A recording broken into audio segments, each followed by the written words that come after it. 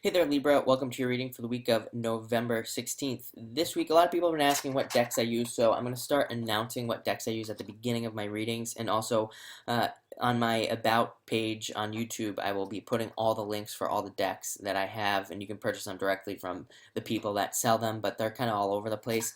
This is a deck called Arcana, and it's by a company called Dead on Paper. I guess I should say a person. I mean, that's not his name, but a person creates these decks, and his website is Dead on Paper. If you're interested in getting it, just Google Dead on Paper, and he will pop right up.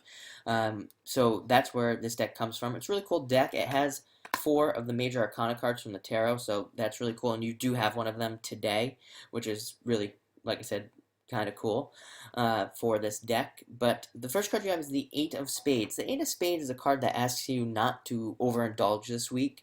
Definitely watch your overindulgence. You know, if you're on a diet, you could easily fall off if you have too much sugar or something along those lines.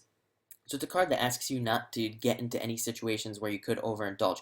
That includes drinking. I always tell people when this card comes up, do not drink and drive. Plain and simple. Don't even have one drink and drive because weird things can happen and you never know. Just don't take the risk. It's not worth it. So this week, make sure you're not drinking and driving. Make sure you're not whatever. Just watch yourself, and like I said, it's not a card that says something will happen. It's more of a warning card, kind of like the Three of Spades, which is kind of like a warning card as well. This is just a warning that says don't overindulge. That can also go for work. Sometimes this card comes up in relationships when relationships are having problems.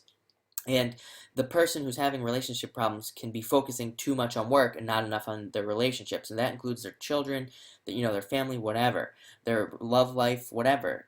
So make sure that you take it, you dial it down a little bit, and don't work so crazy this week, and try to focus on your family. Don't let those things slide this week, especially with this card.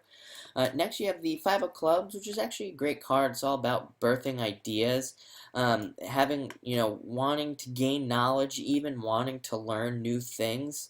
Learning new things, being good at learning new things. It's actually a very deep card. A card of gathering experiences as well, learning from a lot of experiences. It's a great card. I mean, and also, if you look this card up as a birth card, it is the card of millionaires, so it's a money card. So take advantage of any ideas you have. You never know what could happen if you have any ideas this week. To start a business, to get a new job, to get a promotion, whatever your ideas may be, take advantage of them. It seems like this week you're just kind of thinking about it and you're not taking action because this card, it's not necessarily an action card, although the sooner you can take action, the better. But it is kind of just like a planning, thinking, getting there kind of card. So that's that. Next, you have the Death card from the Tarot. Like I said, this deck is really cool. It has 4 of these cards in there. They're all different, of course, but this is the Death card. So, you could experience letting something go. I don't consider the Death card a negative card, by the way. I think it's it represents being able to, it's almost like a rebirth card. It's like something is leaving your life so that it can be reborn, so you can experience something new and really like move forward. This card, I always have read playing cards, but before that I started with tarot, and that's what I would read. But the Death card to me always represents being able to move forward in a lot of ways, because sometimes it takes something away from you that needs to go in the first place, that is holding you back. So allow that situation to go if you experience something along those lines. And next you have the Queen of Spades, and I almost just said Swords, and I mean, even in this deck, she is the Queen of Swords, but it's the Queen of Spades, which is a little bit different than the Queen of Swords, but it really, to me, represents mastery. The Jack, the Queen, and the King of Spades all represent mastery to me, and being a master at what you do and mastering something, some sort of craft or something. So you could really reach a whole new level of mastery this week. The Queen of Spades, she also has a really deep trust in herself. She really trusts herself.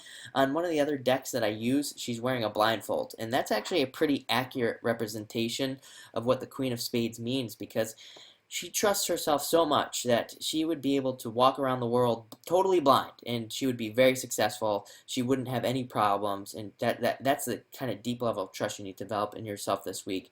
So all in all, you have a very interesting week, probably a good week, a thinking week, it feels like, where you're really thinking things through, planning things out, which isn't a bad thing, by the way. I mean, sometimes we need to do that. Sometimes we need to kind of like mold and think and decide where we're going. It's a very strategic week. So thank you for watching and enjoy it.